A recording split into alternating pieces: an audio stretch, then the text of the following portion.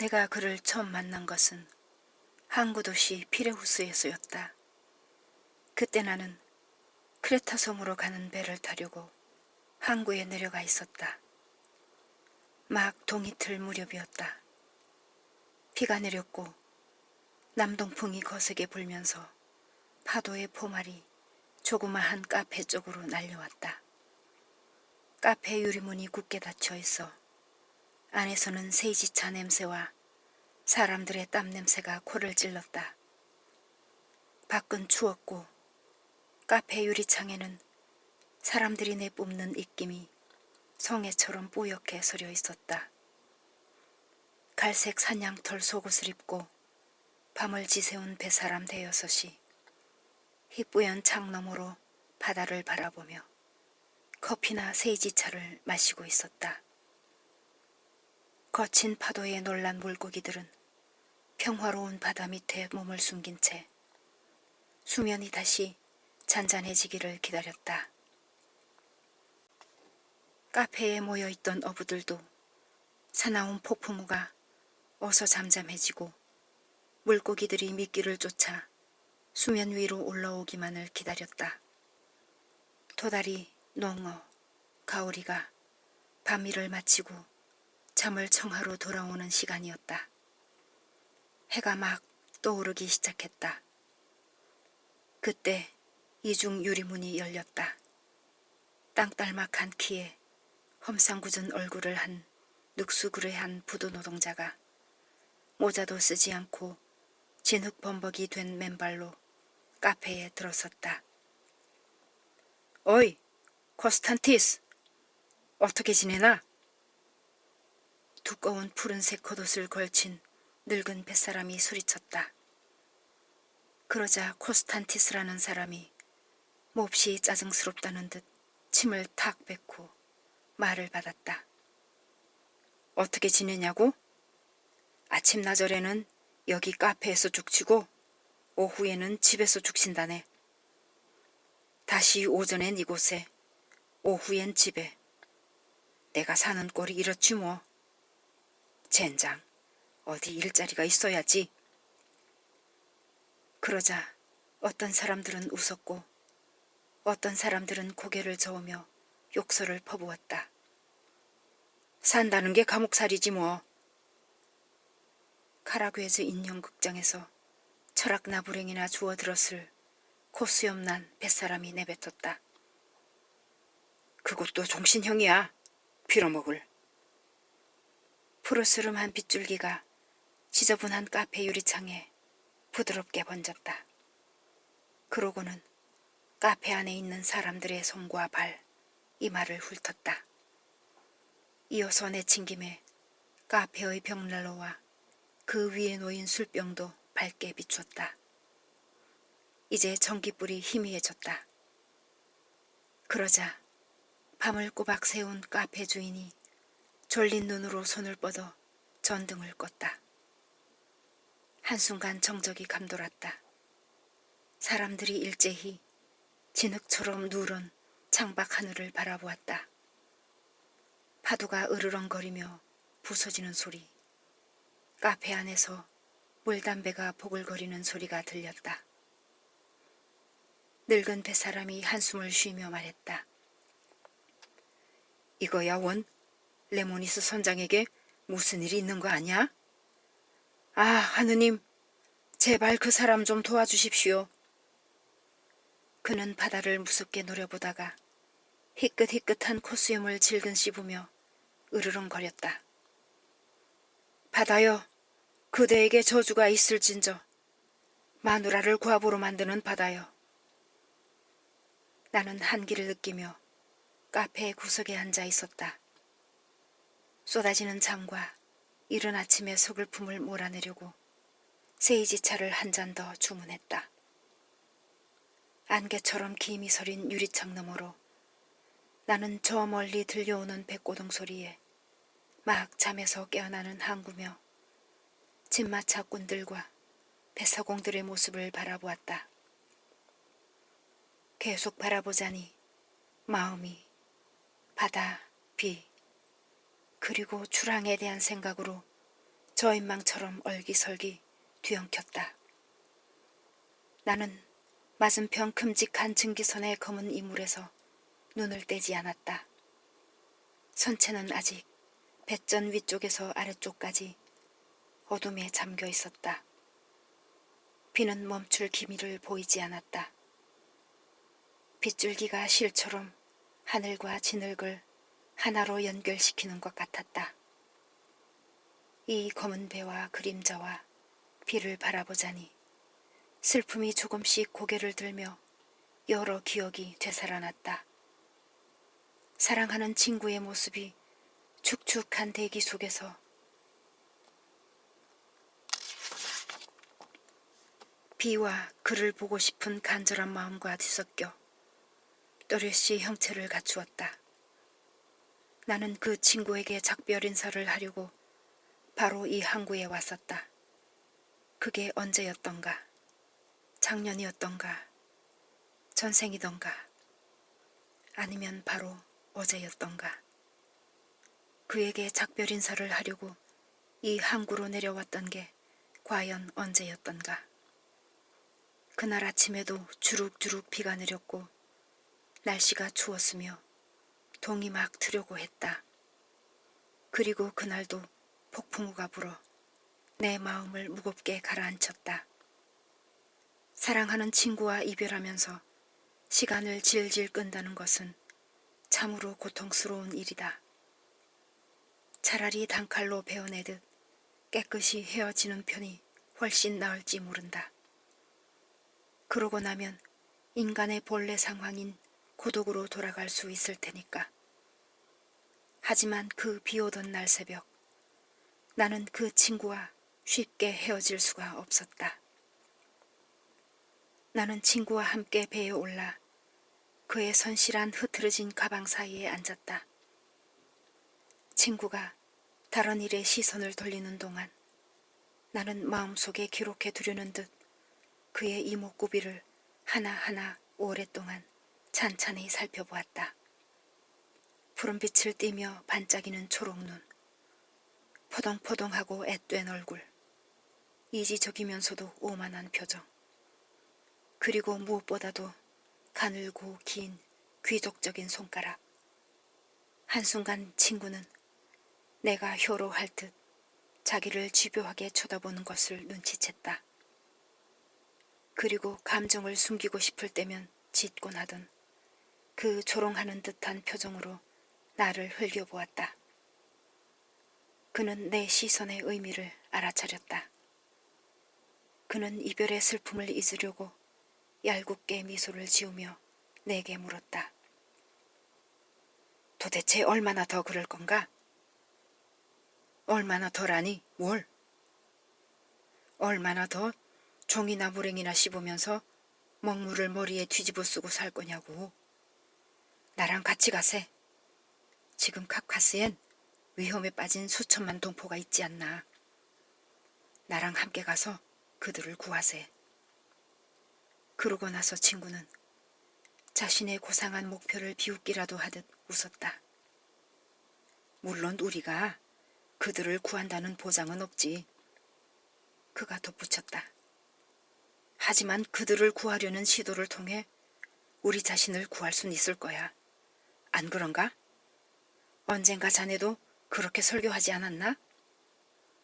너 자신을 구할 수 있는 길은 다른 사람들을 구하려고 투쟁하는 것뿐이다라고. 그러니 어서 나서게나. 선생나리. 나랑 함께 가세. 그러나 나는 아무런 대답도 하지 않았다. 산들이 높이 솟고 신들을 낳은 저 신성한 동방, 바위에 묶여 울부짖는 프로메테우스를 나는 생각하고 있었다. 지금 우리 민족은 똑같은 바위에 묶여 아들을 향해 다시 한번 구해달라고 울부짖고 있지 않은가. 또다시 그들은 위험 앞에 서 있었다. 그런데도 나는 초연하게 우리 민족이 고통받으며 울부짖는 소리를 잠자코 듣고만 있었다. 마치 그 고통이 한낱 꿈일 뿐이라는 듯. 그리고 인생이 마치 관객의 정신을 홀딱 빼앗는 한편의 멋진 비극이라는 듯 싸구려 3등석 발코니 좌석에 앉아있는 내가 무대 위에 뛰어올라 연기에 끼어든다는 것은 얼마나 촌스럽고 순진한 일인가. 친구는 내 대답을 기다리지 않고 자리에서 벌떡 일어났다. 증기선이 벌써 3번째 사이렌을 울리고 있었다. 친구는 내게 손을 내밀었다. 자리 꿰나 책벌레. 친구는 감정을 숨기려는 듯 놀리며 말했다. 친구는 감정을 자제하지 못하는 것이 얼마나 부끄러운 일인지 잘 알고 있었다. 눈물을 흘리는 것, 부드럽게 말하는 것, 몸짓을 과장하는 것, 노동자들이 허물없이 구는 것, 이 모든 것이 그의 눈엔 보기 흉하고 사나이에게 어울리지 않는 못난 짓거리로 보였다. 우리는 그토록 서로를 무척 좋아하면서도 한 번도 다정한 말을 주고받지 않았다. 그저 짐승처럼 서로를 희롱하며 핥힐 뿐이었다. 친구는 세련되고 빈정거리는 냉소적인 문명인이었고 나는 야만인이었다. 그는 자제력을 한껏 발휘하여 모든 감정을 미소로 산뜻하게 포장하려 했지만 나는 퉁명스럽고 거칠게 불쑥 폭소를 터뜨렸다. 내 차례가 되자 나도 엄숙한 표현으로 혼란스러운 감정을 위장해보려 했다. 하지만 그러기가 부끄러웠다. 아니, 부끄러웠던 게 아니라 그렇게 할 수가 없었다. 나는 친구의 손을 꼭 붙잡고 놓아주지 않았다. 그러자 그가 당황한 표정으로 나를 쳐다보았다.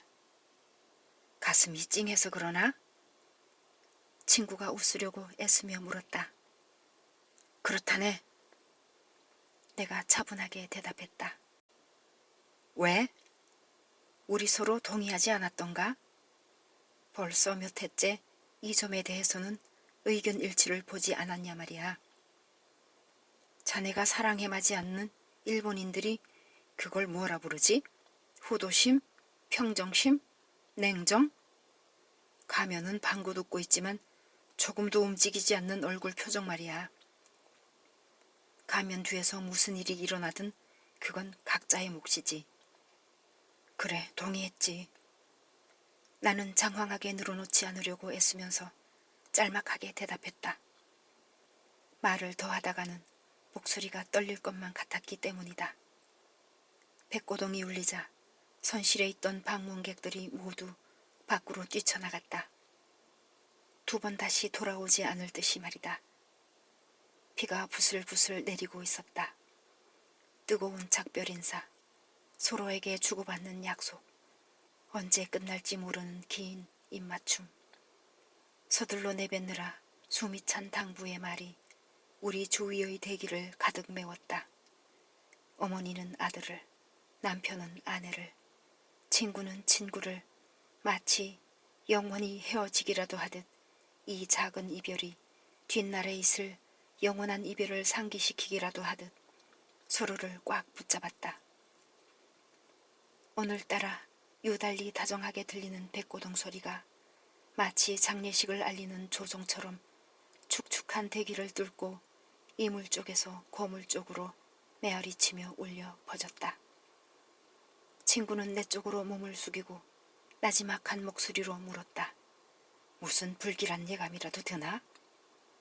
그래, 맞아. 내가 다시 한번 대답했다. 자넨 그런 터무니없는童话 따위를 믿나? 아니, 믿지 않아. 내가 단호하게 대답했다. 그렇다면 왜 그러나? 나는 믿지 않았으니 그렇다면 왜 따위는 없었다. 그런데도 나는 두려움에 떨고 있었다. 친구는 왼손으로 내 무릎을 살짝 만졌다. 대화를 나누다가 가장 마음이 따뜻해지는 순간이면 그가 늘 하는 버릇이었다. 내가 그에게 어떤 결정을 내리라고 채근하면 그는 완강히 거부하다가도 친구는 왼손으로 내 무릎을 살짝 만졌다. 대화를 나누다가 가장 마음이 따뜻해지는 순간이면 그가 늘 하는 버릇이었다.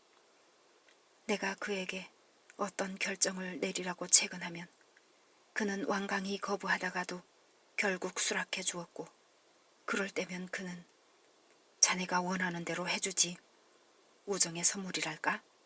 하고 말하는 듯 내 무릎을 살짝 만지곤 했던 것이다. 친구는 두세 번 눈을 깜빡거렸다. 그러고 나서 다시 한번 나를 뚫어져라 바라보았다. 내가 몹시 슬퍼한다는 것을 깨닫고 그는 우리가 즐겨 사용하는 두 무기, 즉 웃음과 조롱을 선뜻 꺼내들지 못했다. 좋아, 그가 말했다. 어디 손 좀 줘보게. 만에 하나 우리 중 한 사람이 죽을 고비를 만나면. 친구는 부끄러운 듯이 하던 말을 멈췄다. 지난 몇 해 동안 우리는 의사심리학적 공상을 조롱하며 채식주의자, 심령주의자, 신지론자, 연기주의자를 싸잡아 내팽개쳐버렸다. 그런 위기에 놓이면? 그의 말뜻을 알고자 내가 물었다. 가령 게임을 한다고 가정하는 거야.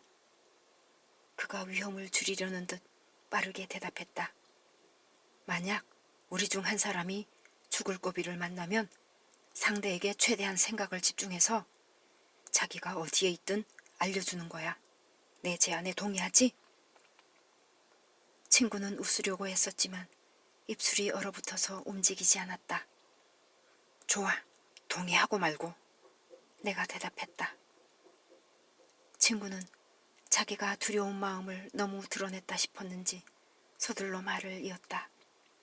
그렇다고 해서 텔레파시 같은 걸 믿는 건 절대 아니야. 그래도 상관없어. 나는 중얼거리듯이 말했다. 그렇게 하자고. 좋아, 그렇게 하는 거야. 물론이지, 동의해. 내가 되풀이해서 대답했다. 그것이 우리가 마지막으로 나눈 대화였다. 우리는 말없이 손가락을 맞잡고 나서 재빨리 풀었다. 나는 누구에게 쫓기기라도 하듯 뒤도 돌아보지 않고 떠났다. 마지막으로 친구를 보기 위해 고개를 돌리고 싶었지만 꾹 참았다. 돌아보지 마. 이제 다 끝났어. 나는 스스로에게 이렇게 타일렀다. 인간의 영혼이라는 진흙은 아직 예술 작품으로 빚어지지 않은 채 미완성 상태로 남아있고 그 내면의 감정도 조잡하고 촌스럽기 그지없다. 그래서 그 어떤 것도 분명하고 확실하게 예측할 수 없다. 만약 인간의 영혼이 미래를 예측할 수 있었다면 우리의 이별은 그때와 사뭇 달랐을 것이다. 날이 조금씩 밝아오고 있었다. 두 아침이 하나로 겹쳐졌기 때문에. 지금 항구의 분위기에서 나는 빗속의 슬픈 얼굴로 꼼짝 않고 서 있던 사랑하는 친구의 얼굴을 훨씬 또렷하게 떠올릴 수 있었다. 카페의 이중 유리문이 열리면서 사납게 으르렁거리는 바닷소리와 함께 코수염을 늘어뜨린 뱃사람이 작달막한 두 다리를 쩍 벌리고 들어섰다. 그러자 여기저기서 환호가 터져나왔다. 어서 오시오, 레모니스 선장. 나는 구석자리로 돌아가 다시 한번 생각에 집중하려 애썼지만 친구의 얼굴은 이미 빗속에 녹아 사라지고 없었다. 레모니스 선장은 묵주를 꺼내 만지작거렸다. 그의 표정은 평화로워 보였고 진지했으며 말이 없었다.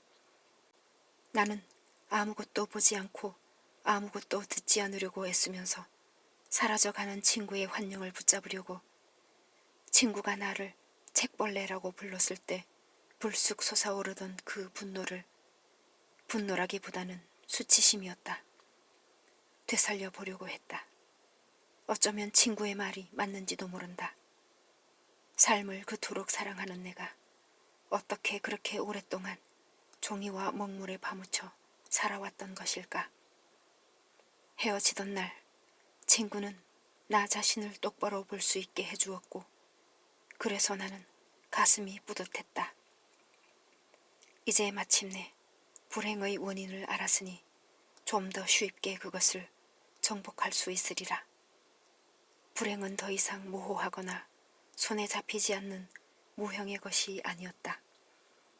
그것이 육체를 얻었으니 이제 한바탕 싸움을 벌이기가 훨씬 쉬웠다. 친구의 따끔한 말이 내 마음속에 교묘히 퍼져나갔다. 책벌레라는 불쾌한 짐승을 내 문장에 새겨 넣는다는 것은 혐오스럽고 수치스러운 일이었다. 그의 말을 듣고 난 뒤 나는 원고 나부랭이를 던져버리고 행동하는 삶의 여울 속에 뛰어들 구실을 찾고 있었다. 그리고 마침내 한 달 전 기회가 왔다. 크레타 섬 리비아 해안에 있는 갈탄 폐광을 빌린 나는 지금 그곳으로 가는 중이었다. 이제 책벌레 무리와 멀리 떨어져 노동자들과 소작농부들 같은 소박한 사람들과 함께 살기 위해 크레타 섬으로 향하고 있었던 것이다. 크레타 섬으로 떠날 준비를 하는 동안 나는 마치 이 여정에 어떤 신비한 의미가 담겨 있는 것 같다고 생각했다. 새로운 삶의 길을 걸으려고 마음속으로 다짐했다. 아, 영혼이여, 지금까지 넌 그림자만 바라보고도 만족해왔지. 하지만 이제 너를 날고기 같은 삶의 실체 앞으로 데려갈 테다. 나는 스스로에게 이렇게 타일렀다. 마침내 떠날 준비가 끝났다. 떠나기 전날 밤 나는 원고를 쥐적거리다가 반쯤 쓰다만 원고를 찾아내어 머뭇거리며 훑어보았다. 지난 2년 동안 갈등의 씨앗, 거대한 욕망이 나의 내면 깊숙한 곳에 뿌리내리고 있었다. 그건 붓다였다. 붓다가 내 몸속에서 끊임없이 먹고 소화시켜 내면 깊숙이 나의 일부가 되어가는 것을 느꼈다. 마침내 그것은 점점 커져서 발을 구르더니 몸 밖으로 나오려고 내 가슴을 발로 쿵쿵 차기 시작했다. 내게는 차마 그를 내팽개칠 용기가 없었다. 정신적 낙태를 시키기에는 이미 너무 늦었던 것이다. 산기슭에 이런 식으로 원고를 든 채 머뭇거리는데 다정하면서도 냉소적인 친구의 미소가 갑자기 허공에 유령처럼 떠올랐다. 가져가겠네. 나는 몹시 감정이 상해서 말했다. 그래도 겁나지 않아. 가져갈 거야. 제발 그만 웃게나. 나는 마치 강보로 갓난아이를 감싸듯 원고 뭉치를 조심스럽게 포장했다.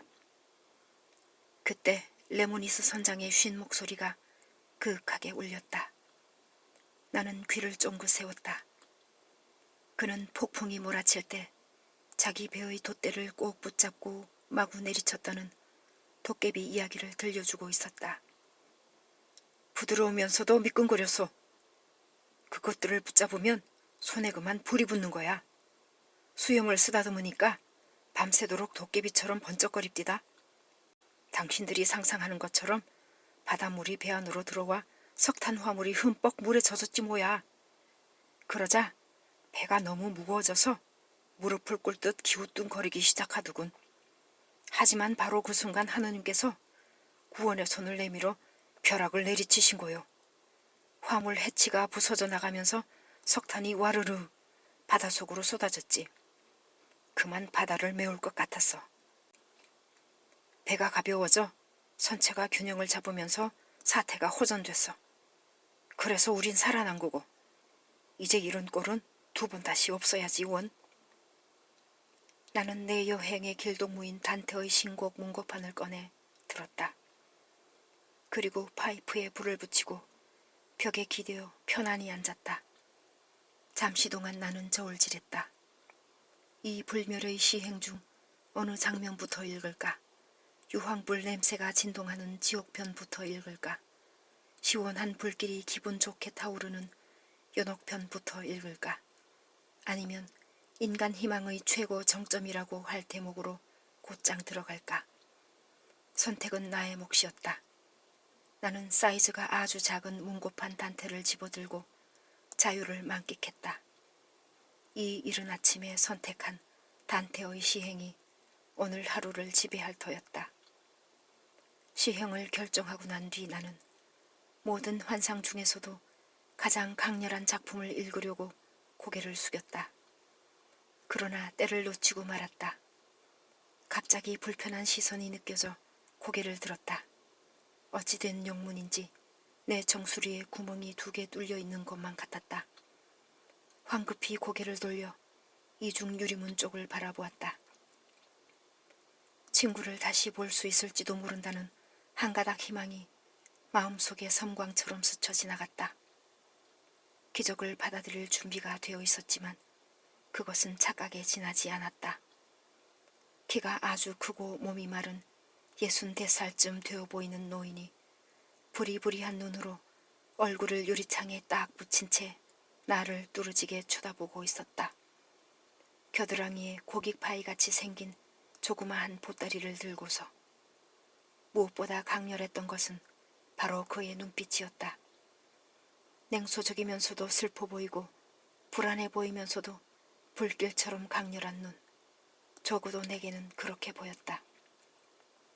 서로의 시선이 마주친 순간 그 사람은 내가 자신이 찾아다니던 바로 그 사람이라고 확신했는지, 그리고 빠르고 경쾌한 걸음으로 탁자를 지나 내 앞에 다가와 우뚝 섰다.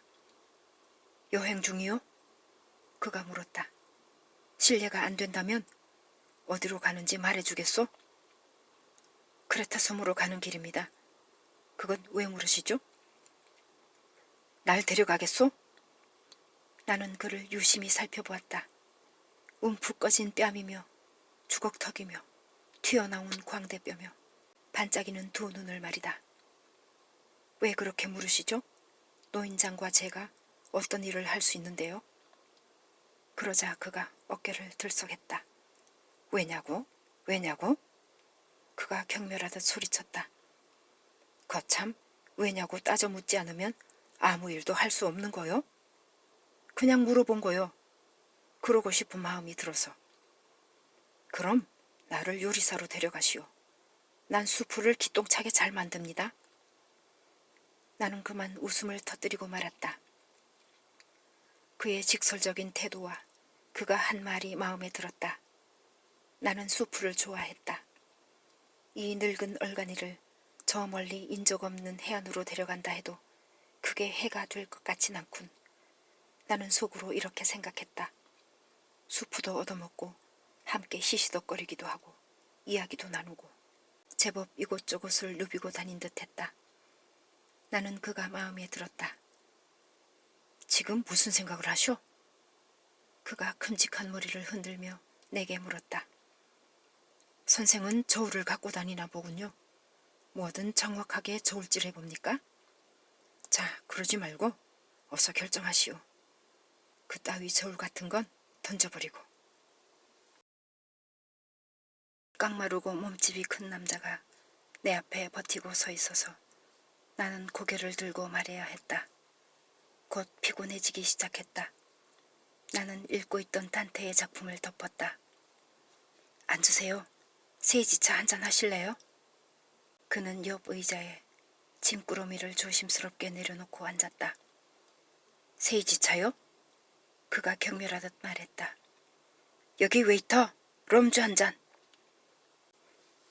그는 럼주를 홀짝홀짝 마신 다음 입안에 오래 머금고 음미하다가 천천히 삼켜 위장을 따뜻하게 데웠다. 육감주의자로군. 술을 사랑하는 애주가야. 나는 속으로 생각했다. 무슨 일을 하십니까? 내가 물었다. 무슨 일이든 닥치는 대로 하죠. 발로 하는 일, 손으로 하는 일, 또 머리통으로 하는 일, 뭐든지 다 합니다.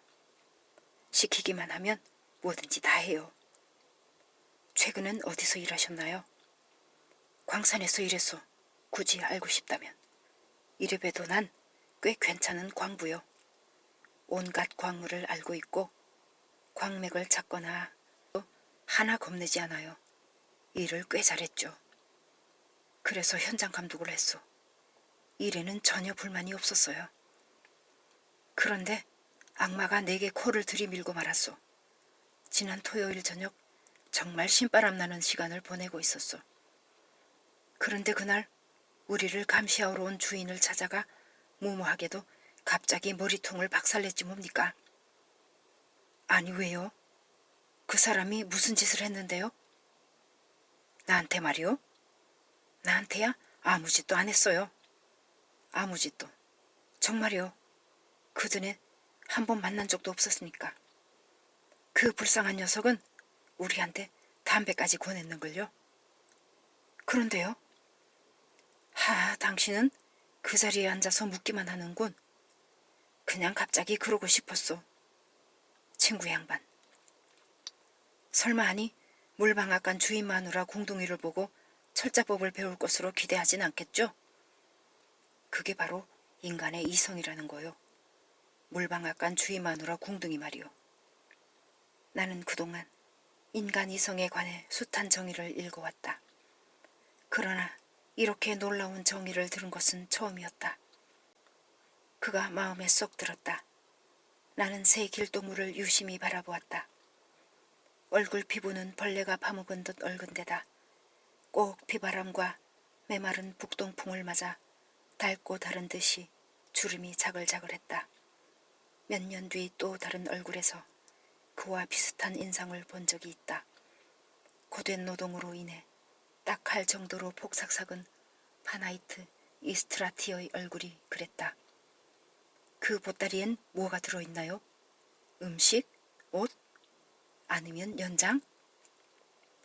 그러자 내 길동무는 어깨를 으쓱하며 웃었다. 꽤나 똑똑한 친구로군. 그가 말했다. 그는 굳은 살이 박힌 긴 손가락으로 보따리를 어루만졌다. 그런 물건이 아니오. 이건 산투리요. 산투리라고요? 그걸 연주할 줄 안단 말인가요? 주머니가 텅텅 비면 카페를 돌아다니며 이 산투리를 연주하오. 더구나 난 클레프트 산적의 옛 노래, 그 중에서도 마케도니아에서 전해오는 노래를 잘 부르죠. 그러고 나서 접시나 아니면 이 모자를 돌리면 사람들이 동전을 던져줘요. 이름이 어떻게 되시나요? 알렉시스 조르바요. 어떤 작자들은 내 대가리가 빈대떡처럼 납작하게 눌린 데다 엄청나게 긴 옷걸이 같다며 포도 등골이라고 부르죠. 그렇게 부르고 싶으면 그렇게 부르라죠. 난 눈꽃만큼도 상관하지 않아요. 또 어떤 놈들은 내가 한때 길거리에서 빽빽 소리를 지르면서 구운 호박씨를 팔았다고 해서 빽빽이라고도 불러요. 또 어디를 가든 모든 걸 엉망으로 만들어버린다고 해서 흰 곰팡이 균이라고도 부르죠. 다른 별명도 많지만 그 얘기는 다음번에 합시다. 산투리는 어떻게 배우게 됐나요? 20살 때였어. 우리 마을에서 열린 축제 때 처음 산투리 소리를 들었죠. 딱 숨이 멎을 것 같더군. 그리고 사흘 동안 꼬박 아무것도 먹지 않았어. 돌아가신 우리 아버지가 하느님 그분의 영혼을 용서하소서 물으셨지. 이놈아 도대체 무슨 일이냐? 산투리를 배우고 싶어요. 참 부끄럽지도 않으냐? 악기를 연주하다니 네가 비렁뱅이 집시라도 된다느냐? 산투리를 배우고 싶어요. 결혼할 때 쓰려고 꼽을 쳐둔 돈이 좀 있었어요. 알겠지만 결혼이라니 애들 장난질이지. 미친 짓이거든. 그때는 피가 펄펄 끓었어. 결혼하고 싶어 정신이 나갔었다니까. 아무튼 있는 돈 없는 돈 죄에다 털어서 산투리를 샀지 뭐요.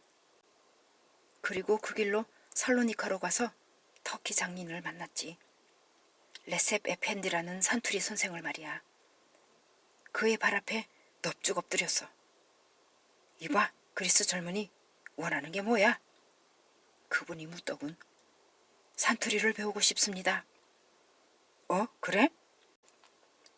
그런데 왜 내 앞에 엎드리는 건가? 드릴 돈이 없거든요. 정말 산투리에 모든 걸 바칠 자신이 있는가? 네, 그렇습니다. 좋아. 그럼 머물도록 하게. 돈은 필요 없네. 그렇게 해서 그 양반 집에 1년 동안 머물며 산투리를 배웠지. 하느님, 제발 그분의 뼈를 축복해 주소서. 난 완전히 딴 사람이 돼버렸어. 걱정거리가 생기거나 돈 한 푼 없는 가난뱅이가 되면 산투리를 치며 위안을 얻거든. 산투리를 치는 동안에는 사람들이 뭐라고 해도 귀에 들리지 않아. 들을 수 있다 해도 말을 할 수가 없어. 말을 하고 싶어도, 정말로 하고 싶어도 할 수가 없어요.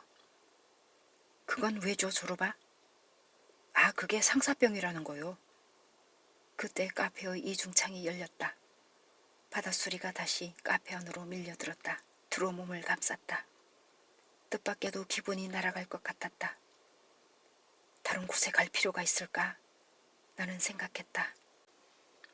이 순간이 몇 년 더 지속되었으면 나는 내 앞에 있는 이 이상야릇한 사내를 찬찬히 살펴보았다. 그는 내게서 두 눈을 떼지 않았다. 석탄같이 새까만 작고 둥근 눈의 흰자 위에 가늘게 핏발이 서 있었다. 그는 내 속을 헤집어 뭐라도 찾으려는 듯 나를 뚫어지게 쳐다보았다. 그 다음엔 어떻게 됐나요? 내가 물었다. 조르바는 다시 한번 깡마른 어깨를 으쓱해 보였다. 이제 그만합시다. 담배나 한 대 주쇼. 그가 대꾸했다. 나는 그에게 담배 한 개비를 건네주었다. 그는 조끼 주머니에서 부싯돌과 심지를 꺼내 불을 붙이고 기분 좋은 듯 눈을 반쯤 감았다. 결혼은 했나요? 난 사람 아닌가? 사람이라는 건 눈이 멀었다는 뜻이오. 나도 이전 사람들이 빠진 진창에 얼굴부터 쳐박았어. 결혼해 봤단 말이지. 꼴 좋게 망가졌고 그때부터 가파른 내리막길을 달렸어. 중산층 가장 노릇도 하고 집도 짓고 애새끼들도 낳았지.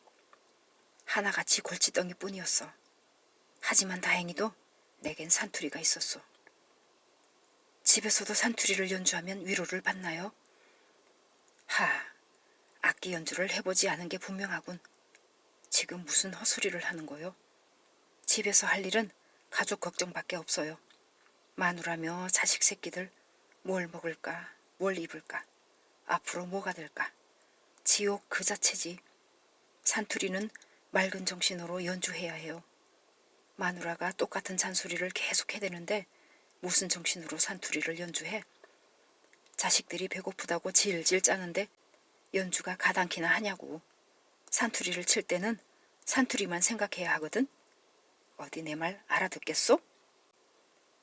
내가 알아들은 것은 이 조르바라는 작자가 내가 오랫동안 찾았지만 찾지 못했던 바로 그 사람이라는 사실이었다.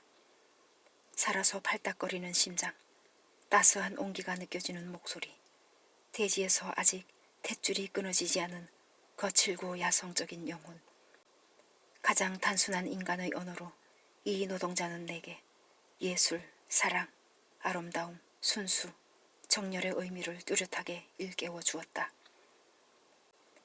나는 그의 손을 살펴보았다. 구부러지고 일그러진 데다 굳은 살이 박이고 여기저기 금이 간 손. 곡괭이와 산투리 모두에 숙련된 손이었다.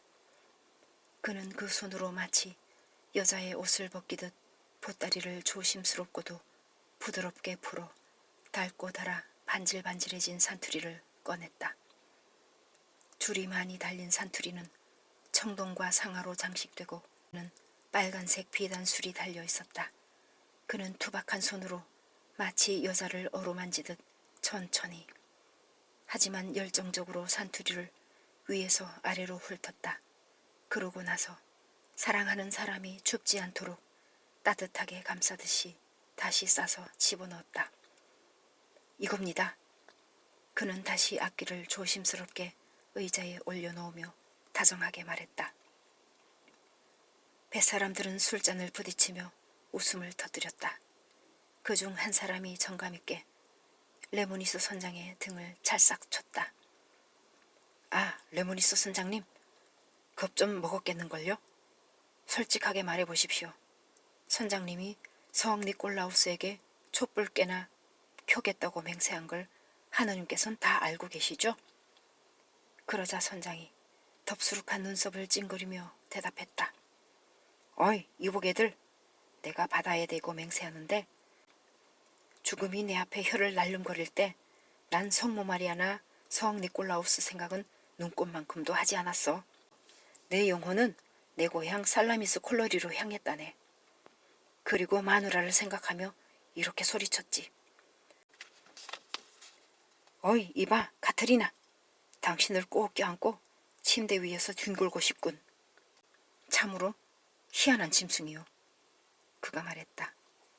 천사장이 앞에서 칼을 빼들고 버티고 서 있는데도 마음은 엉뚱한 데 가 있으니 관역 항복판을 마치고 있어. 바로 그 시기를 겨냥하고 있단 말이지. 수치심도 없고 뻔뻔스럽기 그지없는 존재들이니 다들 지옥에나 떨어져야 할 존재지 뭐야. 선장이 손뼉을 쳤다. 어이, 웨이터. 여기 모두 한 잔씩 돌려. 내가 한턱 쏘지. 조르바는 큼직한 두 귀를 쫑긋 세우고는 조심스럽게 그의 말을 들었다. 그러더니 뱃사람들을 한번 돌아보고는 나를 쳐다보았다. 거식이란 데가 도대체 어디요? 지금 그가 무슨 말을 하고 있는 거요? 그러더니 갑자기 흠칫 놀라며 무슨 뜻인지 알아들은 얼굴을 했다. 아, 브라보! 그가 감탄한 듯 소리쳤다. 저 뱃사람들은 밤낮으로 죽음과 싸워대더니 진짜 비밀을 알고 있는 거야. 조르바는 공중에 큼직한 손을 휘저었다. 그건 그렇고, 그가 말했다. 그건 다른 사람들의 그렇고 그런 얘기들이고 우리 얘기나 해봅시다. 나랑 같이 가는 거요, 마는 거요. 어서 결정을 내리시오. 조르바 씨. 나는 그의 손을 움켜잡고 싶은 것을 간신히 억누르며 말했다. 조르바 씨, 그럽시다. 나랑 같이 갑시다. 나한텐 크레타 섬에 갈탄 광산이 있어요. 대근 일꾼들을 감독하세요. 저녁에는 우리 둘이 모래사장에 몸을 쭉 뻗고 누웁시다. 난 아내도 없고 자식도 없고 심지어 개도 한 마리 없어요. 그러니 같이 먹고 같이 마십시다. 당신은 산투리를 연주하고요. 산투리 연주는 하고 싶을 때만 할 거요. 알겠어요? 하고 싶을 때 할 거라고. 일이라면 당신이 시키는 대로 노예처럼 하겠소. 산투리는 사정이 달라요. 이놈은 짐승 같아서 자유가 필요해. 난 하고 싶을 때만 연주를 하거든. 그땐 노래도 부르고 제인 베키코라든지 하사피코라든지 펜도잘리를 출 수도 있어. 하지만 기분이 내킬 때만 할 거야. 이건 흥정하고 말고 할 계약 조건이 아니야. 애누리 없는 일이란 말씀이지. 만약 당신이 내게 압력을 가하면 나하고는 끝장이야. 이 점을 반드시 명심하시오. 그런 일에선 난 짐승이 아닌 인간이란 사실을 말이오. 인간이라고요? 지금 무슨 말을 하는 건가요? 바로 자유에 대해 말하는 거지. 웨이터, 럼주 한 잔 더요. 내가 소리쳤다. 럼주 2잔 가져와. 조르바가 내뱉었다. 그래야 서로 잔을 부딪힐 수 있지 않겠소? 세이지차와 럼주 가지고서야 어디 한 식구가 될 수 있겠소? 피를 나눈 가족처럼 되려면 당신도 럼주를 마셔야 하거든. 우리는 술잔을 부딪혔다. 이제 해가 완전히 떠올랐다.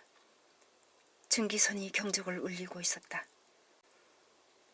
내 여행 가방을 배에 실은 배사공이 내게 다가와 고개를 끄덕였다. 나는 자리에서 일어나 조르바의 어깨를 잡았다. 자, 갑시다. 하느님의 이름으로. 내가 말했다. 악마도 함께 데리고 갑시다. 조르바가 내 말을 보충하려는 듯 나지막하게 덧붙였다. 조르바는 몸을 굽히고 산투리를 겨드랑이에 낀 다음 이중문을 열더니 앞장서서 밖으로 나갔다.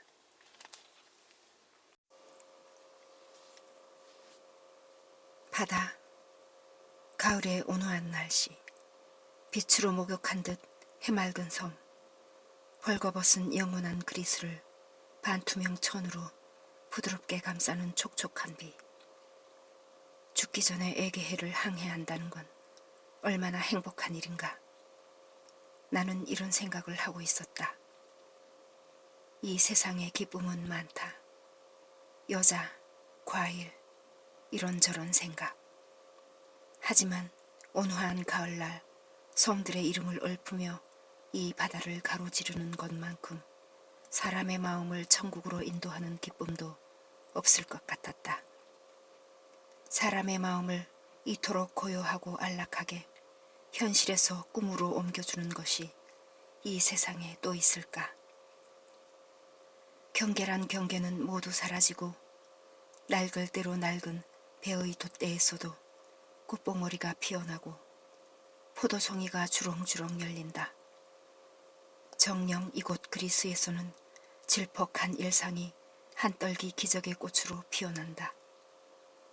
종호쯤 되자 비가 그쳤다. 빗물에 개운하게 몸을 씻은 해가 구름 사이에서 나타나 그 빗살로 바닷물과 해변을 사랑스럽게 어루만졌다. 나는 이 물에 서서 내 주위로 지평선까지 뻗어있는 그 기적을 느긋하게 즐기고 있었다.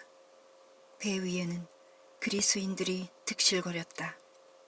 탐욕스러운 눈, 잔꾀나 부리는 머리를 달고 시시껄렁한 정치 토론을 즐기는 교활한 유형들이 말이다. 그리고 조율 안 된 피아노와 남의 험담이나 하면서도 고상한 척하는 부인네들도 있었다. 악의적이고 더없이 단조로우며 촌스럽고 비열한 사람들. 증기선의 양끝을 붙잡아 바닷물에 풍덩 담근 뒤 흔들어 사람, 쥐, 빈대까지 더러운 것들을 몽땅 씻어낸 다음 빈 배를 다시 건져 올리고 싶은 심정이었다. 한편 마음이 연민, 복잡하고 형이상학적인 3단 논법의 결론만큼이나 냉철한 불교의 자비심으로 가득 차는 때도 있었다. 개인에 대한 연민뿐 아니라 몸부림치고 소리 지르고 세상 만사가 한낱 무의 허상에 불과하다는 것을 깨닫지 못하고 여전히 희망을 품는 세상 전체에 대한 연민 말이다. 그리스인, 증기선, 바다, 나 자신, 갈탄 광산 사업, 붓다 원고에 대한 연민이었다. 또한 잠시 동안 대기를 뒤흔들고 더럽히는 빛과 그림자의 허망한 집합체에 대한 연민이기도 했다. 나는 한동안 뱃멀미에 시달리는 조르바를 바라보았다. 고물의 굵은 밧줄에 힘없이 올라앉아서 레몬 향내를 킁킁 맡으면서도 그는 옆에서 티격태격하는 두 승객의 이야기를 열심히 듣고 있었다. 한 사람은 왕을, 다른 사람은 베니젤로스 수상을 지지하고 있었다. 한물간 정치체제야. 그는 가소롭다는 듯 고개를 저으며 침을 탁 뱉었다. 창피한 줄도 모르는 자들이지. 한물간 정치체제라뇨, 조르바. 저 사람들이 짓거리는 소리 말이오. 왕정이니 민주주의니 국회니 꼴값 떨고 있잖아. 조르바는 이미 그것을 초월한 사람이었기 때문에 그의 눈엔 동시대의 현상조차 이미 낡아 빠진 구시대의 현상으로만 보였다. 그의 내면 세계에서 정보, 증기선, 철도, 현재 널리 퍼져 있는 도덕, 애국심, 종교는 분명 한물간 퇴물이었다. 그의 정신은 누구보다도 시대를 앞서고 있었던 것이다. 뱃머리에 밧줄이 삐걱거리고 해안선이 출렁거렸다. 그러자 여자들은 얼굴이 참외처럼 샛노랗게 변하여 화장, 머리핀, 빛 같은 가지고 있던 무기를 모두 던져버렸다. 입술엔 핏기가 사라지고 손톱은 파랗게 변했다. 수다쟁이 까치가 남한테 빌려서 치장한 깃털이 예쁜 리본, 브래지어, 인조 속눈썹, 가짜 미인점 등 말이다. 모조리 뽑힌 꼴이었다. 토하기 직전인 그들의 모습을 바라보자니 역겨움과 함께 연민이 일었다. 조르바의 얼굴도 황록색으로 변했다. 반짝이던 눈빛도 흐리멍덩했다. 그러나 저녁 무렵이 되자 그의 눈에 장난기가 되살아났다. 그는 증기선과 속도를 맞춰 물 위로 펄쩍펄쩍 튀어오르는 돌고래 2마리를 한 손으로 가리켰다. 돌고래다. 그가 반가운 듯이 소리쳤다. 그제야 나는 그의 왼쪽 검지가 중간에서 잘려나간 것을 알았다. 손가락은 어떻게 된 겁니까, 조르바? 별일 아니요. 조르바는 돌고래를 보고도 기대만큼 기뻐하지 않는 내가 마땅치 않은 듯 대답했다. 기계라도 잘렸나요? 내가 계속 끈질기게 물었다. 지금 무슨 기계를 말하는 거요? 내가 잘라버렸소. 아저씨가 직접요? 왜요? 당신 같은 부류가 그걸 어찌 이해하겠소이까, 보스 양반. 그가 어깨를 으쓱하며 말했다. 내가 말했죠. 안 해본 일 없이 별별 일을 다 해봤다고. 한때는 도자기를 만든 적도 있었소. 진흙덩이를 들고 원하는 건 뭐든 만든다는 게 어떤 건지 아시오? 진흙 한 덩이를 떡하니 올려놓고 돌림판을 미친 듯이 돌리는 거요. 푸르르르. 그리고 당신은 서서 그걸 내려다보면서 주전자를 만들어야지, 접시를 만들어야지, 석유램프를 만들어야지. 뭐든지 다 만들겠어. 이렇게 중물거리지. 내 분명히 말하지만 이렇게 외친다는 건 진정한 인간이 된다는 거요. 자유 말이요. 조르바는 바다를 까맣게 잊었는지 더 이상 레몬을 물고 있지 않았고 눈빛도 흐리멍덩하지 않았다. 그래서 손가락은 어찌 된 건가요? 내가 물었다. 아, 글쎄, 이놈의 손가락이 돌림판에 방해가 되는 거요. 자꾸 중간에 끼어들어 내가 만드는 모양을 망쳐버리지 뭐요. 그래서 어느 날 손도끼를 갖다가 그만. 아프지 않았나요? 당연히 아팠지. 내가 나무 그루트기라도 되는 줄 아슈? 나도 인간이요. 아팠죠. 하지만 분명히 말하는데 그놈이 내가 하는 일을 방해했거든. 그래서 잘라버렸어. 벌써 해가 기울면서 바다는 아까보다 훨씬 잠잠해졌다. 구름도 흩어졌다. 저녁 무렵 서쪽 하늘에서 보이는 금성이 반짝거렸다. 바다와 하늘을 바라보며 나는 생각에 잠겼다. 그토록 일을 좋아해 손도끼를 갖다가 손가락을 잘라내고 고통을 느끼다니. 그러나 나는 아무런 감정도 드러내지 않았다. 방법치곤 졸렬했네요, 조르바.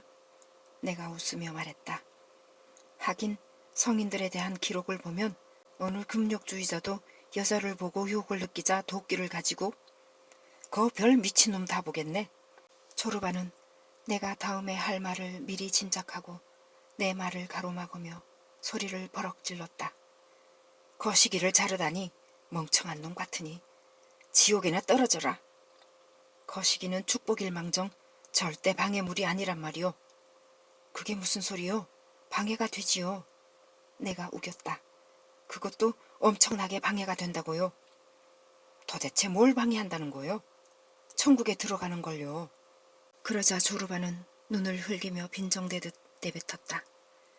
멍청하긴. 그건 천국으로 들어가는 열쇠란 말이오.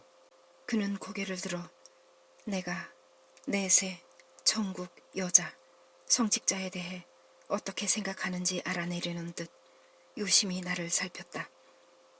하지만 별로 이해하지 못하겠다는 듯 희끗희끗한 머리를 조심스럽게 흔들었다. 거시기를 상하게 하는 자는 천국에 들어가지 못해. 그는 이렇게 한마디 내뱉고는 끝이었다. 나는 선실로 돌아가 누워 책을 한 권 집어들었다. 내 머릿속은 여전히 붓다에 대한 생각으로 가득 차 있었다. 그래서 지난 몇 해 동안 내게 평화와 확신을 심어준 붓다와 양치기의 대화를 읽었다. 양치기. 내가 먹을 음식을 준비했고 양젓도 짜두었습니다. 내 오두막의 대문은 굳게 잠겼고 난로에 불도 지폈습니다. 그러니 하늘이시여 마음껏 비를 내리소서. 붓다. 나는 더 이상 음식이나 젖이 필요하지 않다.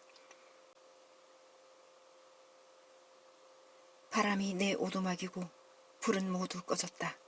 그러니 하늘이시여 마음껏 비를 내리소서. 양치기. 내게는 황소와 암소, 손주한테서 받은 목초지와 암소를 여럿 거느리는 종우도 있습니다. 그러니 하늘이시여 마음껏 비를 내리소서. 붓다. 내게는 황소도 암소도 목초지도 없다. 내게는 아무것도 없다. 두려움마저 없다. 그러니 하늘이시여 마음껏 비를 내리소서. 양치기. 나는 온순하고 성실한 양치기 소녀를 아내로 맞아 몇 해 동안 살고 있습니다. 아내와 밤새 즐기는 것이 행복합니다. 그러니 하늘이시여 마음껏 비를 내리소서. 붓다. 내게는 온순하고 자유로운 영혼이 있다. 나는 몇 해 동안 내 영혼을 길들여왔고 나와 함께 즐기는 법도 가르쳐왔다. 그러니 하늘이시여 마음껏 비를 내리소서. 두 사람의 대화는 계속 이어졌고 나는 어느새 잠이 들어버렸다. 바람이 다시 거세졌고 파도는 수정처럼 투명한 현창에 부딪혀 산산조각으로 부서졌다. 나는 꿈과 현실의 중간 어디쯤 비몽사몽의 상태에 있었다. 파도가 거칠어지면서 목초지를 덮치고 황소와 암소, 종우를 물속으로 가라앉혀 버렸다. 바람에 오두막 지붕이 뜯겨나가고 불이 꺼졌다. 비명을 지르던 아내는 진흙탕에 엎어져 죽고 양치기는 비탄에 빠져 울부짖기 시작했다. 하지만 내 귀에는 아무 소리도 들리지 않았다. 양치기가 계속 통곡했지만 나는 물고기가 바닷속으로 헤엄쳐 들어가듯 점점 더 깊은 잠에 빠져들었다. 내가 잠에서 깬 것은 새벽녘이었다. 배 오른편으로 장엄하고 거대한 섬이 톱니바퀴 모양으로 자랑스럽게 펼쳐졌다. 그 위에 평화롭게 솟은 산들이 안개 속에서 아침 햇살을 받으며 미소 지었다. 짙은 쪽빛 바다가 우리 주위에 거품을 품듯 일렁였다. 두꺼운 갈색 담요를 두른 조르바는 크레타 섬을 뚫어져라 바라보고 있었다. 마치 이 섬 하나하나가 낯익어서 다시 밟게 된 것이 반갑다는 듯 그의 시선은 산에서 평야로 다시 해안선으로 움직였다. 나는 그에게 다가가 어깨를 툭 치며 말을 걸었다. 크레타 섬이 처음은 아닌가 보죠, 조르바?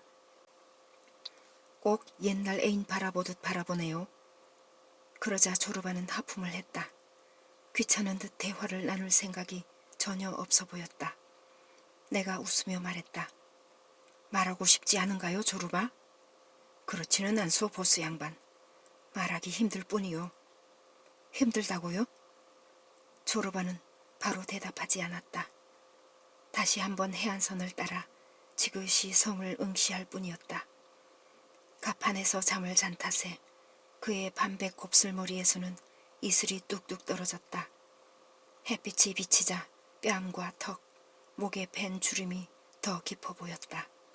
마침내 그가 두텁고 염소처럼 축 처진 입술을 움직였다. 미안하오. 그가 말했다. 아침이면 입을 열기가 힘들어요. 그는 침묵을 지키며 둥근 눈으로 다시 한번 크레타 섬의 시선을 고정했다.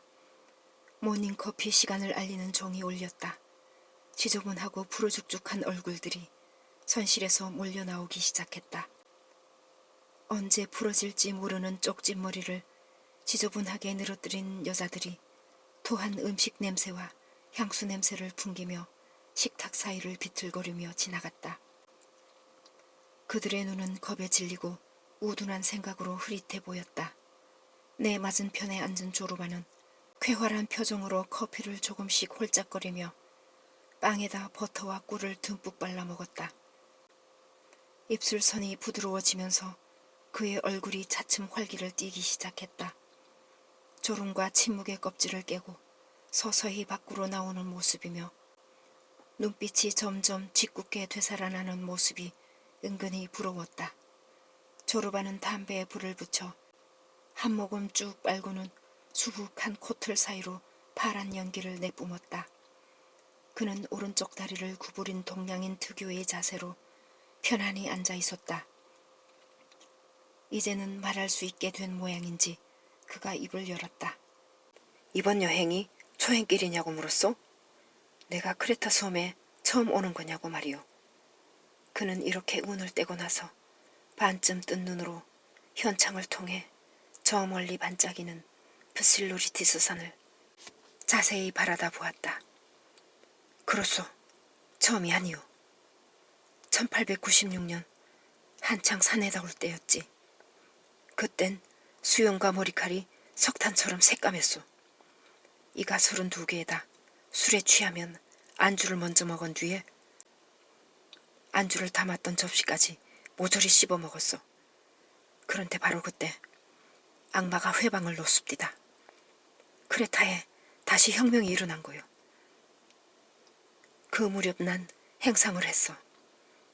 마케도니아 지방에서 이 마을 저 마을 돌아다니며 잡동사니를 팔고 돈 대신 치즈, 버터, 모, 토끼, 옥수수 같은 물건으로 받아서 곱절에 되팔았죠. 어둠이 내리면 어떤 마을에 있건 어떤 집에 묵어야 할지 기똥차게 잘 알았소. 어느 마을이든 마음씨 좋은 과부 하나는 있는 법이거든. 하느님, 과부를 축복하소서. 과부에게 실타래니 빗이니 스카프니 하는 걸 주고 싼값에 데리고 자는 거요.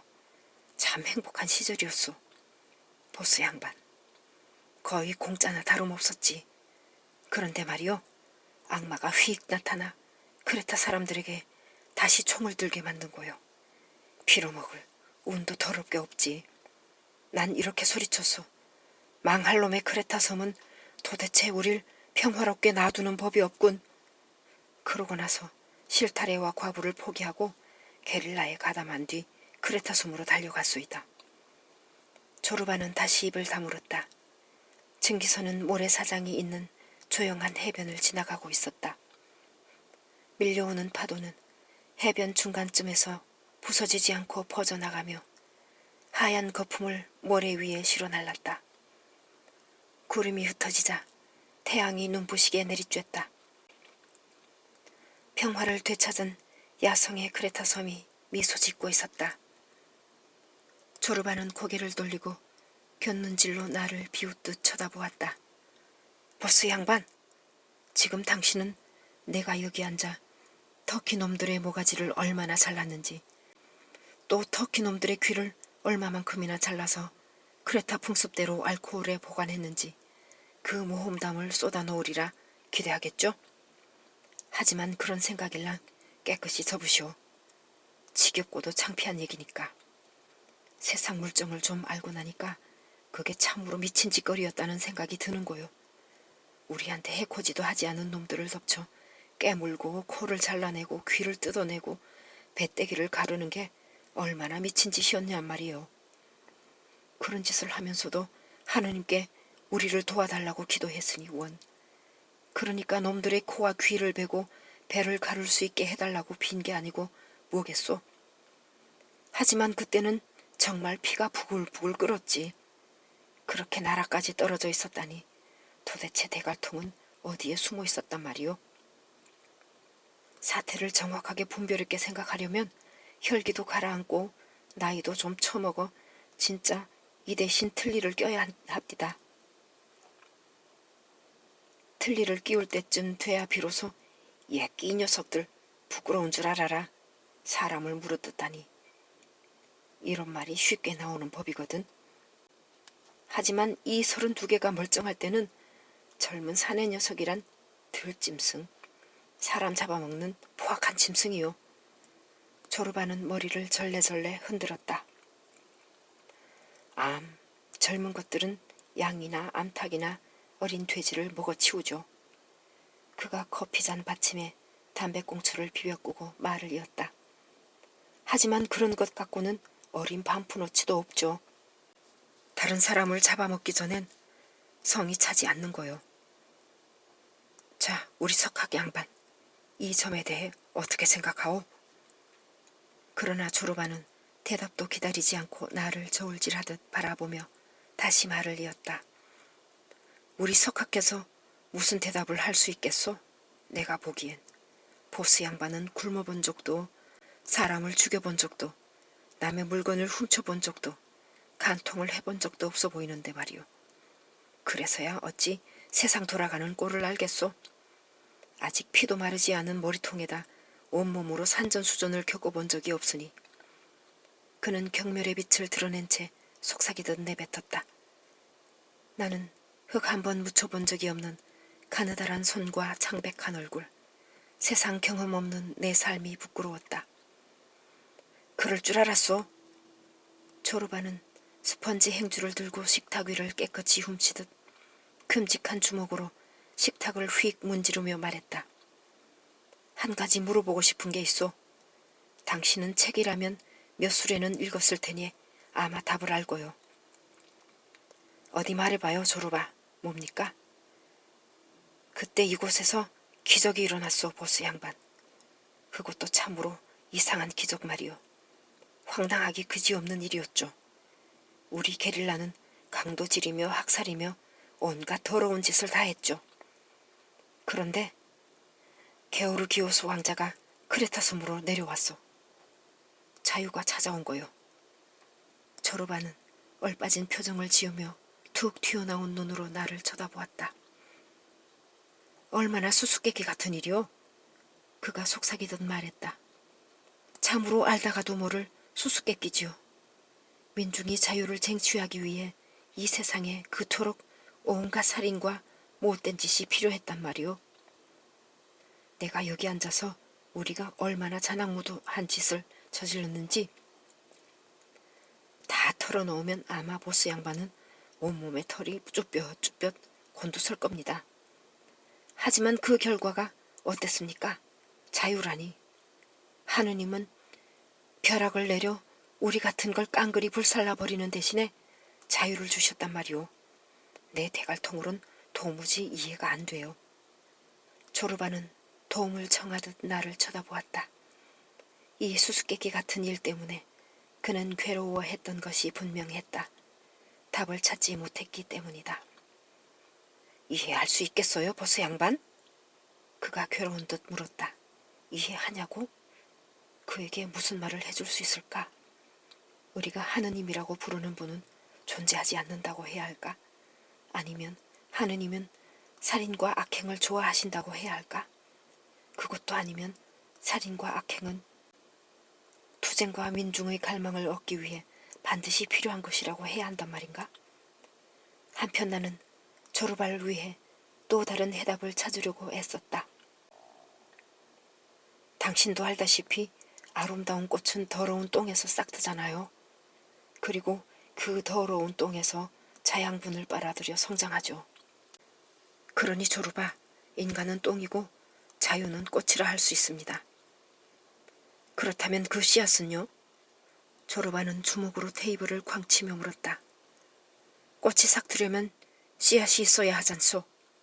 도대체 누가 더러운 우리 내장 속에 그 씨앗을 집어넣는 거요? 그리고 어째서 그 씨앗은 친절과 정직을 자양분으로 삼고는 자라지 못한단 말이오. 왜 하필 피와 더러운 똥을 먹고 자라느냔 말이오. 나는 고개를 저었다. 그건 잘 모르겠어요. 그럼 누가 알까요? 아마 아무도 모를걸요. 그렇다면 말이오. 조르바는 날카로운 시선으로 주위를 돌아보며 절망적인 어조로 부르짖었다. 이런 증기손들이며 온갖 기계며 빳빳한 와이셔츠를 입고 있는 사람들을 나더러 어떻게 하라는 건가요? 뱃멀미에 시달리던 승객 두셋이 옆 테이블에 앉아 커피를 마시고 있었다. 그들은 말다툼이 벌어진 줄 알고 귀를 쫑긋 세우고 주의를 기울였다. 남들이 엿듣는 것을 끔찍이 싫어하는 조르바가 목소리를 낮췄다. 그만둡시다. 그가 말했다.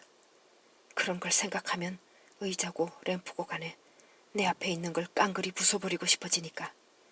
아니면 벽에 대고 대갈통이라도 찢고 싶소. 물론 그래봐야 뾰족한 수도 없겠지만 빌어먹을 손해배상을 해주거나 병원에가 대가리에 붕대나 감을 테지. 만약 하느님이 정말 존재한다면, 아차, 그렇다면 젠장 이 모든 일이 도루묵이 되겠군. 그 양반은 나를 영원히 제자리에 돌려놓고 배꼽이 빠지도록 실컷 웃으실 테니까. 졸업하는 성가신 하루살이를 내쫓듯 손바닥을 휘저었다. 그나저나 내가 하고 싶은 말은 이거요. 그가 따분한 듯 말했다. 깃발로 요란하게 장식한 왕국의 군함이 몰려와 잇따라 포격을 하고 나서 게오르기오스 왕자가 크레타 땅을 밟았을 때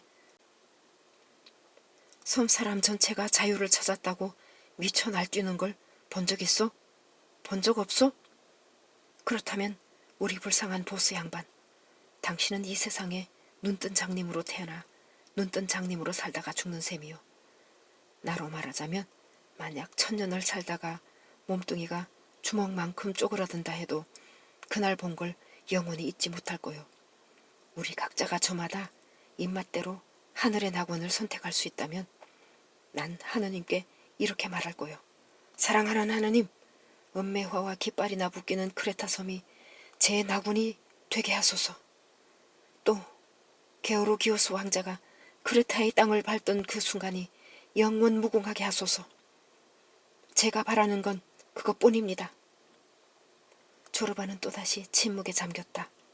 콧수염을 쓰다듬더니 찬물을 잔에 가득 부어 벌컥벌컥 들이켰다.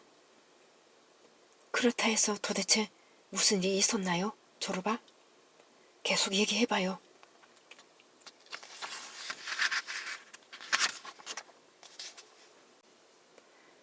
그걸 계속 입으로 말해야겠소? 그가 또다시 짜증스러운 듯 말했다. 자, 보시오. 내 분명히 말하지만 이 세상은 수수께끼로 가득 차 있고 인간은 대단한 짐승이요. 대단한 짐승이면서 대단한 신이기도 하죠. 마케도니아에서 나와 함께 온 게릴라 중에 요르가로스라는 악마 같은 놈이 하나 있었소. 인간의 짓이라고 하긴 믿기 어려울 만큼 흉악한 짓을 많이 한 개 같은 놈이요. 그 놈이 흐느껴 웁디다. 요르가로스, 뭐 때문에 그렇게 울어대나? 왜 그렇게 서럽게 우는 거야? 나도 눈물을 줄줄 흘리면서 물었죠.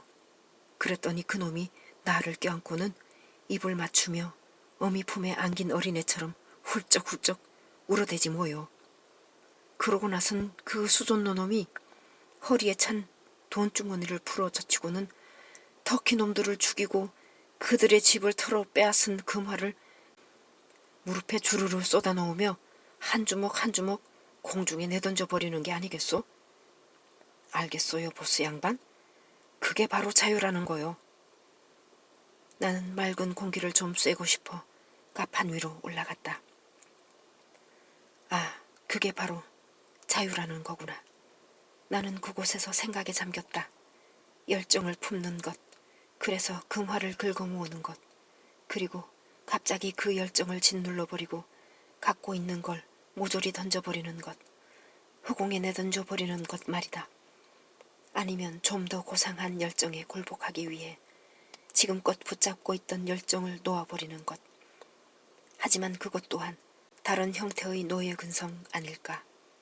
이념을 위해, 민족을 위해, 하느님을 위해 자신을 희생하는 것 말이다. 그것도 아니라면 우리 주인이 높은 곳에 서 있는 그만큼 우리를 노예로 속박하는 밧줄의 길이가 늘어나는 게 아닐까. 만약 우리가 훨씬 더 넓은 영역에서 신바람 나게 뛰어놀 수 있다면 우린 그 경계선이 어딘지도 모른 채 죽게 될 거야. 그게 바로 진정한 자유 아닐까.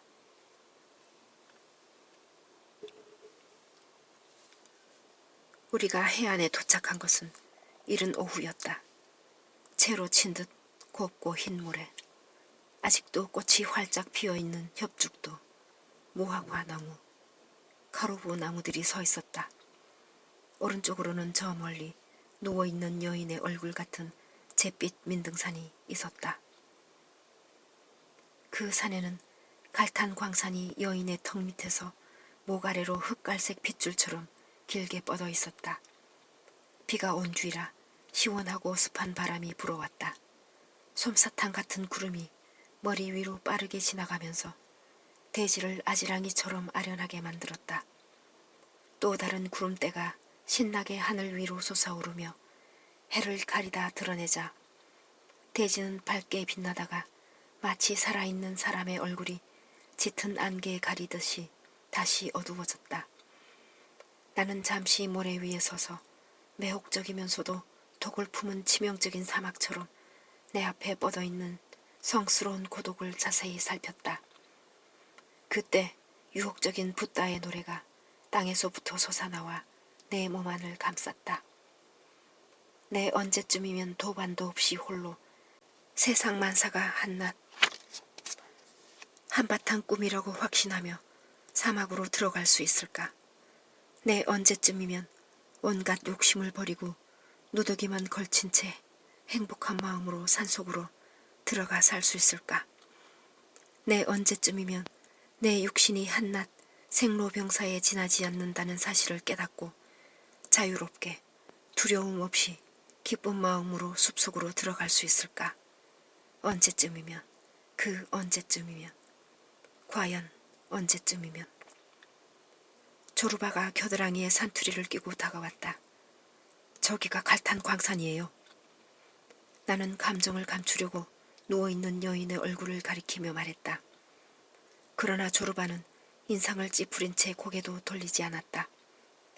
나중에 얘기합시다, 보스 양반. 일단 땅덩이가 흔들리는 게 멈추고 나면 말이오. 땅이 아직도 가판처럼 흔들리고 있소이다. 빌어먹을 증기선, 지금 바로 마을로 들어갑시다. 그는 이렇게 말하고는 마을 쪽을 향해 성큼성큼 걸음을 내디뎠다. 이집트 농부처럼 얼굴이 새까맣게 탄 마을 소년 둘이 맨발로 우리에게 다가와 짐 가방을 받아들었다. 눈이 파란 뚱뚱보 세관은 하나가 세관 같지도 않은 오두막에 앉아 물담배를 빨고 있었다. 그는 우리를 의심스러운 눈초리로 쳐다보더니 천천히 짐 가방을 훑어보았다. 일어나는 신용을 하던 그가 다시 자리에 풀썩 주저앉았다. 그리고 물담배 튜브를 천천히 들어올리며 나른한 목소리로 말했다. 이곳에 오신 걸 환영합니다. 마을 소년 하나가 다가와 올리브처럼 까만 눈으로 우리에게 그리스 육지에서 와서 저래요. 만사를 귀찮아하죠. 소년이 조롱하듯 말했다. 크레타 사람들은 안 그러니? 내가 물었다. 맞아요. 크레타 사람도 그래요. 하지만 본토 사람들과는 달라요. 말까지 뭐니? 아니요. 총 쏘면 닿을 거리예요. 저기 과수원 뒤 골짜기에 있어요. 아주 괜찮은 마을이에요. 아저씨, 원하는 건 뭐든 다 있죠. 카로브 콩이며 겨자씨며 올리브 기름이며 포도주도 있어요. 저기 저 모래밭에서는 오이가 크레타에서 제일 먼저 자라요. 아프리카 바람이 불어와 열매를 잇게 하거든요. 밤에 과수원에서 자면 그르르르르 그르르르 하면서 열매 자라는 소리가 들려요. 앞에서 걷고 있던 조르바는 아직도 뱃멀미를 하느라 발을 계속 헛디뎠다. 힘내요, 조르바. 내가 그를 향해 소리질렀다. 이렇게 멀리까지 잘 왔잖아요. 이제 겁날 거 하나도 없어요. 우리는 걸음을 서둘렀다. 땅바닥에는 모래와 조개 껍질이 뒤섞여 있었고 여기저기 능수버들이 늘어선 가운데 골풀 다발과 약용 현삼이 자라고 있었다. 날씨가 후텁지근했다. 구름은 낮게 들이우고 바람은 조금씩 거세졌다. 우리는 커다란 무화과 나무 곁을 지나갔다. 몸통 둘이 복잡하게 얽혀있는 이 거목은 나이를 먹어 구멍이 생기기 시작하는 참이었다. 짐가방을 든 아이 중 하나가 가던 길을 멈췄다. 턱끝으로 나를 향해 고목을 가리켰다. 마을 유지달의 무화과 나무예요. 소년이 말했다. 나도 걸음을 멈췄다. 이곳 크레타의 땅에는 나무 한 그루, 돌뿌리 하나에도 비극적인 역사가 담겨 있었다. 마을 유지딸이라니? 왜 그런 이름이 붙은 거야? 우리 할아버지 시절 이야기인데요. 어느 마을 유지의 딸이 양치기 소년이랑 사랑에 빠졌대요. 하지만 그녀의 아버지가 두 사람의 사랑을 인정하지 않았죠. 딸이 울며 불며 죽도록 사정해도 끝까지 눈 하나 꿈쩍하지 않았대요. 그래서 어느 날 저녁 사랑에 미친 두 사람이 마을에서 사라져버렸죠. 마을 사람들이 하루, 이틀, 사흘, 일주일을 꼬박 찾았는데도 찾지 못했어요. 완전히 숨어버린 거죠. 그런데 때가 여름인지라 고약한 냄새가 나기 시작했어요. 사람들이 냄새나는 곳을 찾아가 봤더니 두 사람이 이 무화과 나무 아래에서 꼭 부둥켜 안고 썩어가고 있었다지 뭐예요. 무슨 얘기인지 아시겠어요? 지독한 냄새 때문에 두 사람을 찾아낸 거죠. 우엑, 우엑. 하하하. 마을에서 소리가 들리기 시작했다. 개 짖는 소리며 여자들의 날카로운 목소리며 날씨의 변화를 알리는 수탉의 울음소리가 들려왔다. 양조장에서는 독한 라키주 냄새도 풍겼다. 마을에 다 왔어요. 소년들이 소리치며 속도를 냈다. 모래 언덕을 돌아가자 골짜기의 경사면 위로 아주 작은 마을이 보였다. 지붕이 납작하고 흰색으로 회칠이 된 집들이 게딱지처럼 다닥다닥 붙어 있었다. 까맣게 보이는 열린 창문은 마치 사람 눈구멍 같아서 집들이 꼭 바위 사이에 끼어있는 해골처럼 보였다. 나는 조르바에게 다가갔다. 행동 조심하세요, 조르바. 내가 다정한 목소리로 그에게 타일렀다. 이제 마을에 들어섰으니 처신을 잘해야 합니다. 우리를 깔보지 못하도록 말이에요. 착실한 사업가인 척 합시다. 나는 사장이고 아저씨는 감독이에요. 크레타 사람들은 그리 만만치 않아요. 딱 보아서 약점을 발견하면 단번에 별명을 붙여버리는 바람에 피할 수가 없거든요. 자칫하면 꼬리에 깡통을 달고 다니는 개꼴이 된다고요. 조르바는 수염을 주먹에 움켜쥐고 생각에 잠겼다. 보스 양반, 내 한 가지 말하리다. 마침내 그가 입을 뗐다. 이 마을에 과부만 하나 있다면 걱정할 필요가 없어요. 하지만 만에 하나 과부가 없다면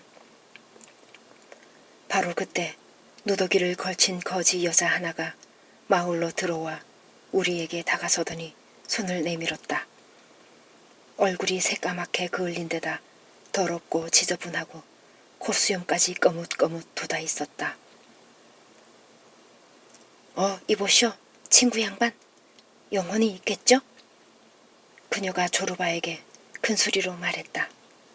그러자 조르바는 걸음을 멈추고 근엄한 목소리로 대답했다.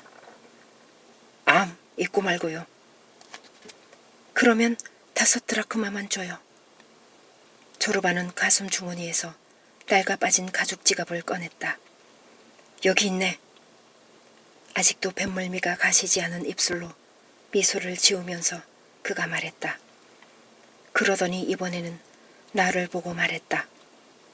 섬의 물가가 엄청나게 떨어졌군. 영혼 하나 값이 고작 5 드라크마라니. 동네 개들이 우리를 향해 달려왔고 여자들은 위층 창문에서 내려다보며 웃었다.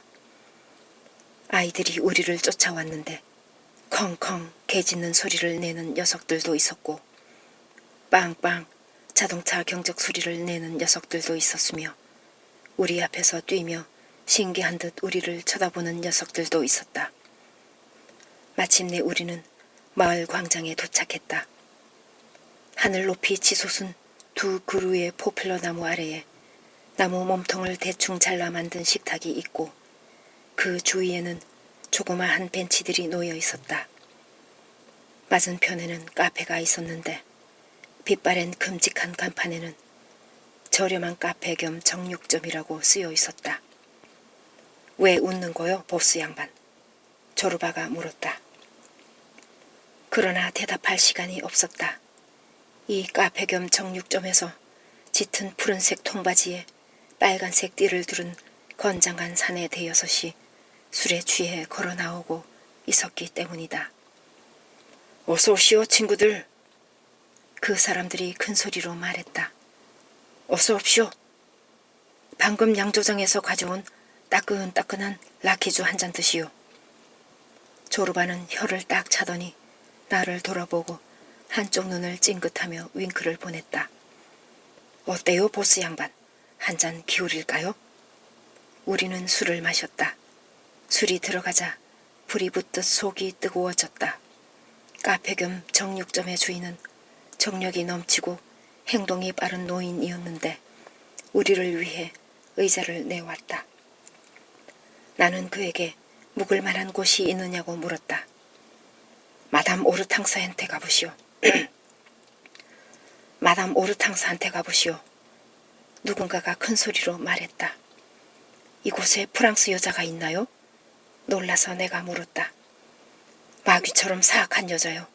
괴짜죠. 안 돌아다닌 데가 없어요. 신발깨나 달았을걸요? 지금은 나이가 들었지만요.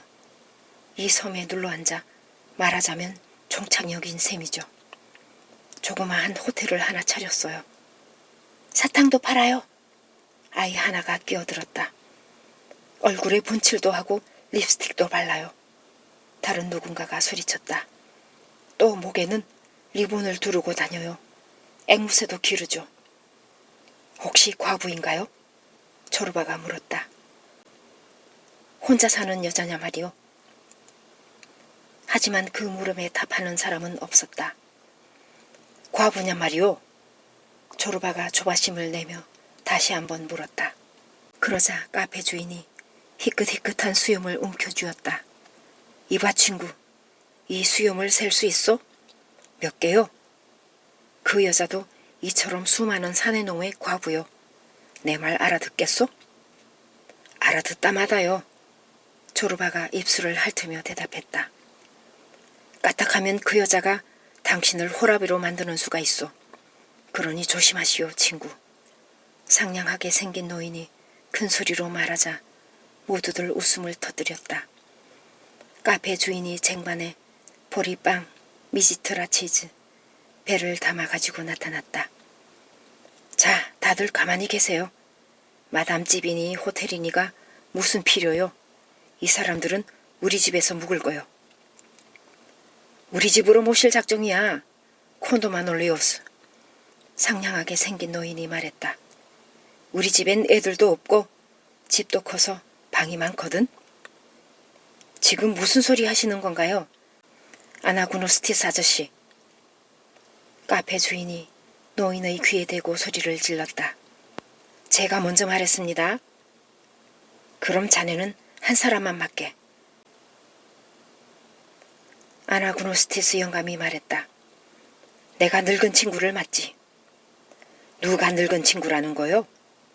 조르바가 눈에 불을 켜며 발끈해서 물었다. 우린 함께 있을 겁니다. 내가 조르바에게 화내지 말라고 고개를 끄덕이며 말했다. 우린 떨어져 지내지 않을 거예요. 마담 오르탕스의 호텔로 가겠습니다. 어서 오십시오. 환영합니다. 배가 나온 땅딸막한 여자가 두 팔을 벌린 채 안짱다리로 정정거리며 포플러 나무 아래에 나타났다. 황갈색 금발로 염색한 머리는 색이 바래가는 중이었고 턱에는 짧고 뻣뻣한 털이 달린 애교점이 있었다. 목에는 빨간 벨벳 리본을 두르고 쭈글쭈글한 뺨에는 연보라빛 분을 두껍게 바른 모습이었다. 이마 위로 머리카락 한 올이 달랑거리는 게 꼭 로스탕의 연극에서 레골롱을 연기하던 노년의 사라 베르나르 같았다. 만나서 반갑습니다. 마담 오르탕스. 갑자기 장난기가 발동하나는 영광스러운 환영에 흥분하여 그녀의 손등에 키스하려 하며 대답했다. 인생이 갑자기 한편의 동화처럼 내 앞에 펼쳐졌다. 말하자면 셰익스피어의 희극 템페스트 같다고나 할까. 우리도 조난당해 물에 흠뻑 젖은 모습으로 막 섬에 도착하여 아름다운 해안을 탐사하다가 마침내 원주민을 만나 예의를 차리고 인사를 나누는 셈이었다. 나의 상상 속에서 마담 오르탕스는 섬의 여왕이었다. 말하자면 수천 년 전 모래 해안으로 떠밀려와 반쯤 썩어가는 중인 번들거리고 코수염 달린 물개로 향수 냄새를 풍기며 행복한 상태에 있었다.